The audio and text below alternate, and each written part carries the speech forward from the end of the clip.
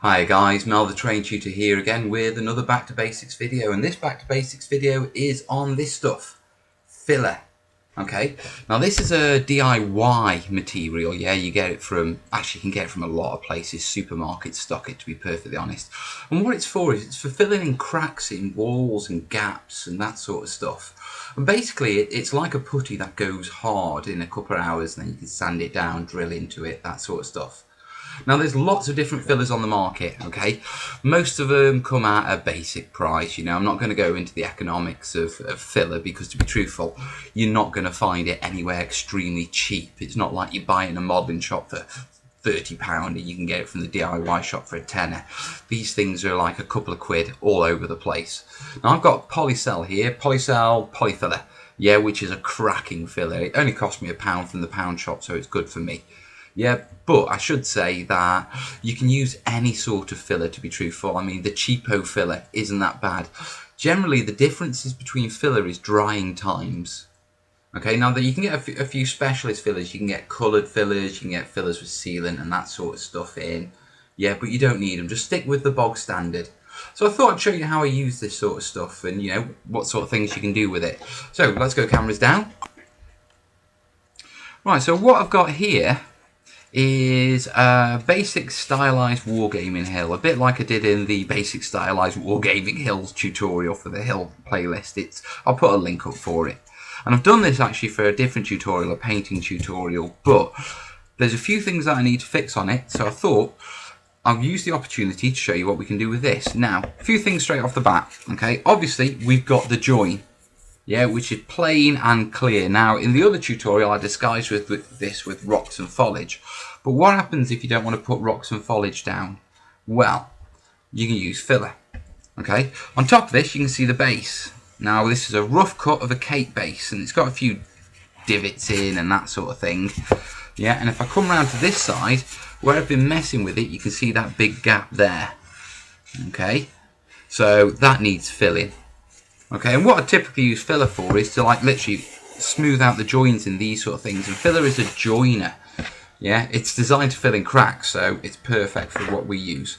Now, it comes out as, just let me get a little bit of tissue paper there. Okay, put that back, yeah. It comes out as a putty.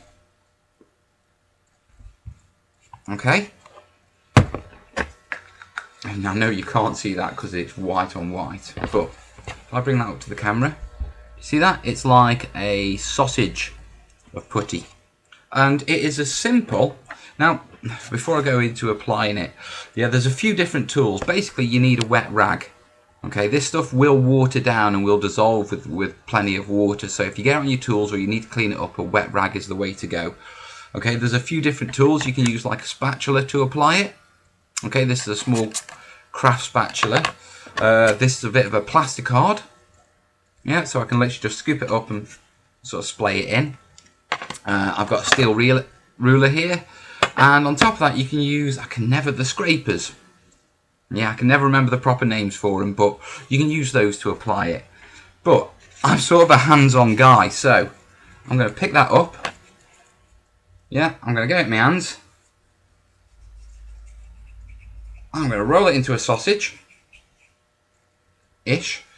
And as you can see, this, oh, look at this stuff. I love this stuff. This is messy fun. Arts and crafts. Yeah, so enjoy it. And I'm literally just going to put it down here. Yeah, along there. And what I'm going to do, oh, I need to wet my hands. If you don't wet your hands, it will stick to you.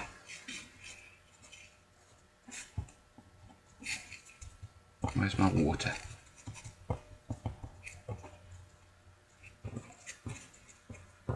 Oh, this stuff is sticky.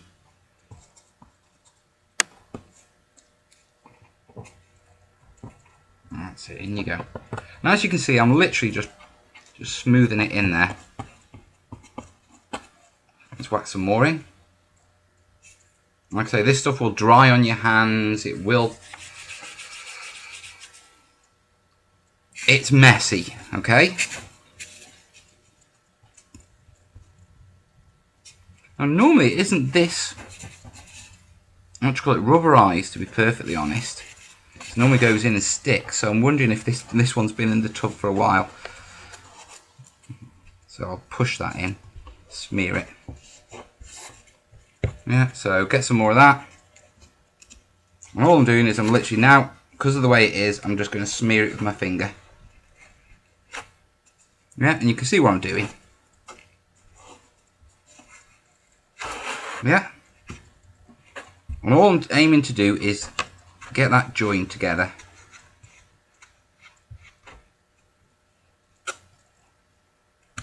Now remember guys, I am doing this upside down. But as you can see, as you apply pressure and you start forcing it in, it'll start to adhere properly. Like I say, I think this one's just been in the tub a bit longer than it should have.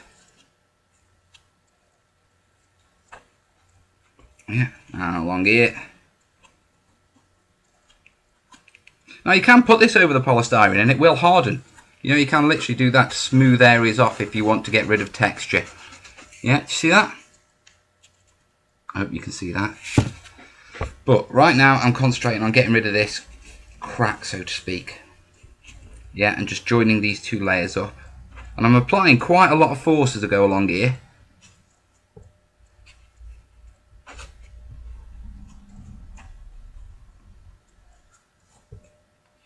And as you can see, it's all going in. And that's it. I don't think I've missed anywhere.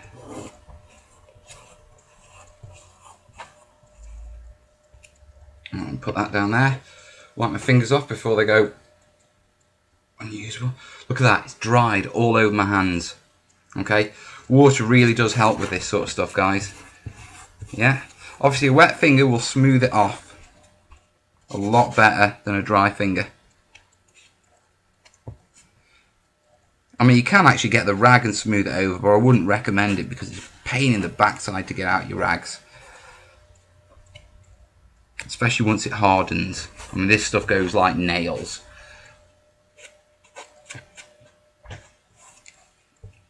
So, a couple of places that it needs to be pushed in a bit more. As you can see, all I've got is a simple tool. I'm just using it just to push it in where I need to push it in. Yeah, I'll show you what I'm doing here. So just a simple tool. Plastic's really good because it struggles to stick with plastic, to be perfectly honest. Okay, and then one quick rub over with my finger. Yeah, now I've got these couple of divots here, so I will quickly just smooth them out. I'm literally just breaking little bits off. I'm just rubbing them in like that. Just filling these divots.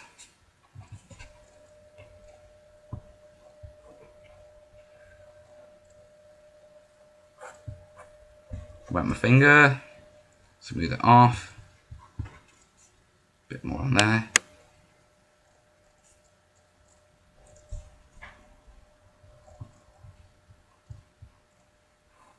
Now remember, this can be sanded when it's dry, so don't worry if you've got little bits sticking out or anything like that. You can run a bit of sandpaper over it afterwards and it will be fine. If you wanted, you could seal the whole base in this stuff and get rid of the texture. I'm not, because I'm going to be going over it all with sand anyway. But there you have it. Okay, that's the joint sealed.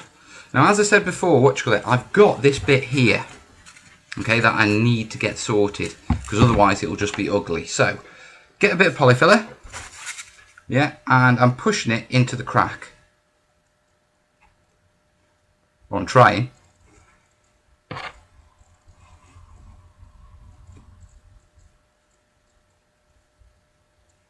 Now they recommend that polyfiller will do about depth of about 1 centimetre before you need to build it up with layers. Now this isn't 1 centimetre, so I should be fine, but I do need some more. Yeah, so a bit more on my finger.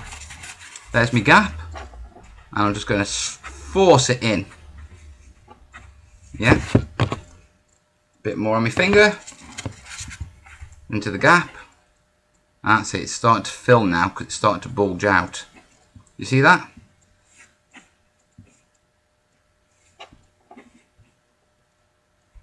We need more around here because there's still a bit of a dent there. So, on my finger.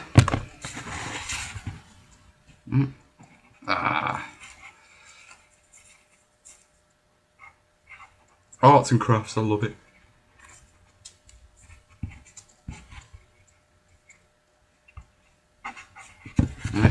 I'm wondering whether this is a little too deep to fill in one go, but we'll give it a go. And what I'll do is I'll put that there, then very quickly I will get a bit of plasticard. Okay, I've wet it so it's smooth. And all I'm going to do is I'm just going to go along like that. Okay, and as you can see, what it's done is it's basically smoothed it all out. Okay, so I've filled that gap and I can push it in with the plasticard as well. I can literally do it like that to make sure it's completely filled.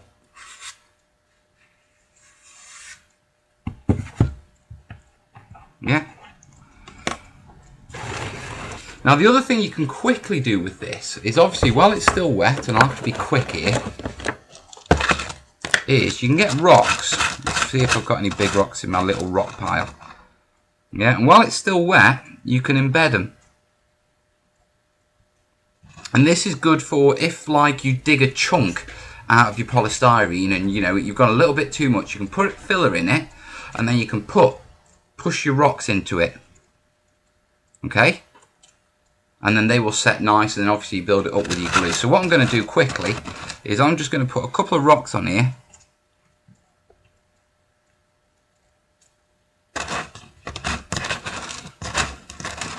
Now the filler won't hold the rocks in place. I know that sounds strange, but it's not a glue. Okay? But what it will do is it will dry, and it will leave the impression perfect for this rock. So when it's dry, I'll be able to just quickly flick these out with my finger and put some PVA on them and drop them straight back in, and the socket will be made for them because the filler will have moulded around the PVA, around the actual rock to be perfect for it.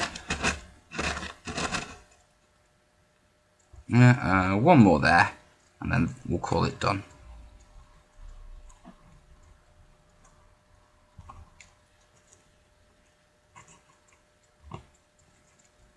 Now remember when I said this stuff is surface dry in 1 to 2 hours? Yeah, that's if you're filling cracks and it's deep like that.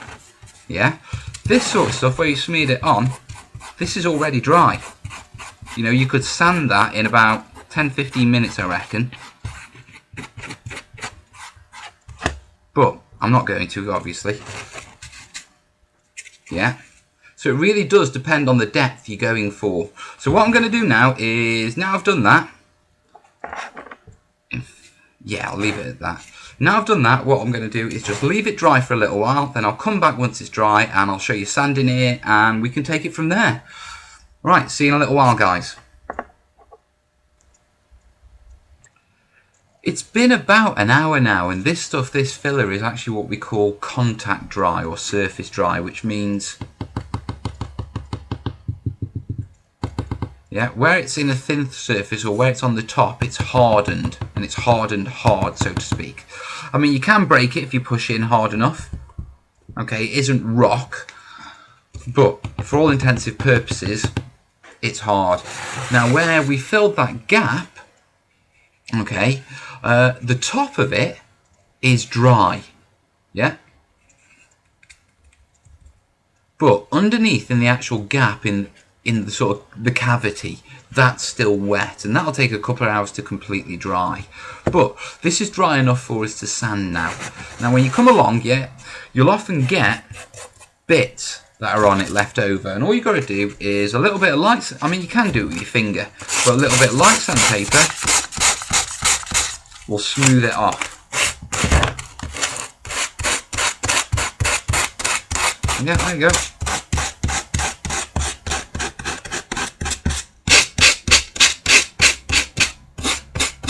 Just while I'm here, I'll prep it for the other tutorial. Always prepping. And then round here, this is done, it's sealed, that gap's gone now. All I need to do is just very quickly smooth it off a little bit. And I did quite a good job with the scraper, to be truthful, but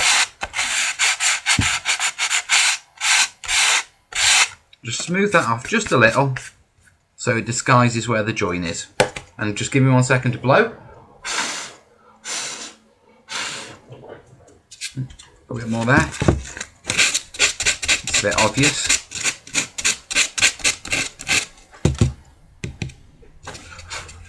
And there you have it, guys. That is using filler, in this specific case polyfiller, but any filler will do. Yeah, even the cheap stuff, it works perfectly fine. But using the filler to fill in gaps. Okay, and that's its main purpose when we're making Wargames terrain.